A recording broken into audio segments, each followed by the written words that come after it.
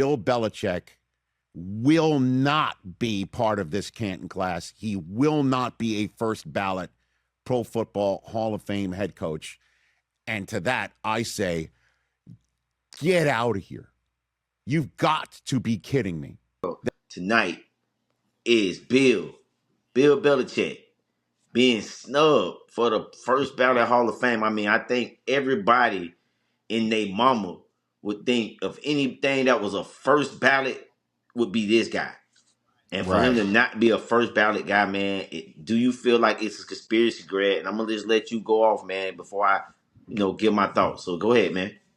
Of course, man. You gotta think, man. Like they been bringing up on TV all day, man. He wasn't the most likable person, but sometimes you gotta get beyond that. And it's pretty much just like one of those things we say, in law, double jeopardy. You know, he was already penalized for, Spygate, Deflategate, things of that nature. He was penalized already. So now you penalize him even more. You get what I'm saying? Spygate only took place during that we know of during the first three Super Bowls or whatnot. You know what I'm saying? During the first dynasty, the first part of the dynasty. You look at the second half, it wasn't never an allegation. Only thing you can well, if you want to mention the Flakegate, but that doesn't fall back on Bill Belichick. That's more so on Tom Brady. So you gotta also ask yourself, you know what I'm saying, is Tom Brady also going to be penalized as well when he's, when it becomes his time to go into the Hall of Fame, you know. And it's like, man, you look, if you pay attention to, like, with the media, it's like it kind of like put Bill Belichick as the villain and Tom Brady as the hero or whatnot of the whole franchise. If you pay attention to how everything took place, like towards the end, like when Tom Brady and Bill Belichick parted ways at the end.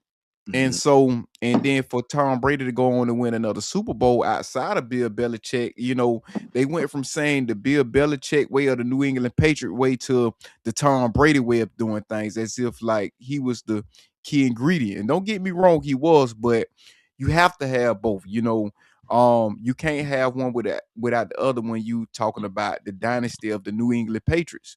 So you have to look at it like this here. Both of them were just as important as if both of them were just as important as the other.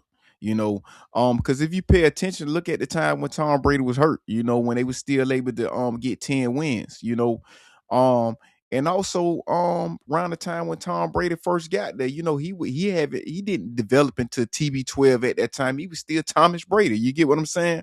But nevertheless, Bill Belichick was able to get the best up out of him. So I think that, among the a lot of people when you look at the sports writer, the news analysts or whatnot, amongst a lot of them, even with the New England Patriot franchise and Tom Brady's disciples, he had become a villain, and then, for him to for Tom Brady to go on and win another Super Bowl with Tampa Bay didn't make his case even better.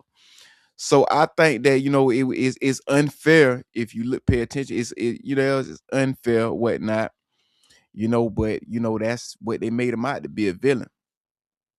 Man, it's very unfair that this happened, man. And I was watching. I know he's probably one of the most hated guys in the sports world, Jason Whitlock, and he had some things to say about it. And his theory was, hey, some of the people that's voting on the got Hall of Fame ballot votes are people that don't like Bill Belichick, like guys like Correct. Bill Polian, These are names Tony that we brought Dungy, up. some of these guys that played against him. So can it be like, hey, they trying to stick it to him now? And if that's the case, then I think we may have to do some changing on how we do these votes, man. You know what I'm saying? Because a lot of these guys, man, is past their prime, man, and they're giving Bro. these votes, and it's really messing the game up. When you look at a guy like Fred Taylor, that should be in the Hall of Fame. Oh, correct. Absolutely. Jimmy Smith, you get what I'm saying? I don't think it was more so because, his success in the AFC.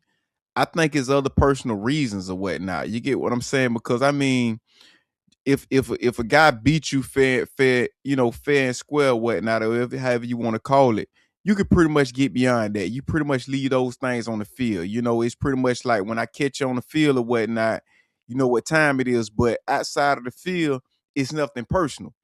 So from a football standpoint, I think that it wasn't nothing far as along, from a football standpoint, but I think it was more so on a personal level. You get what I'm saying? They Right. say in the media, he rubbed a lot of people the wrong way.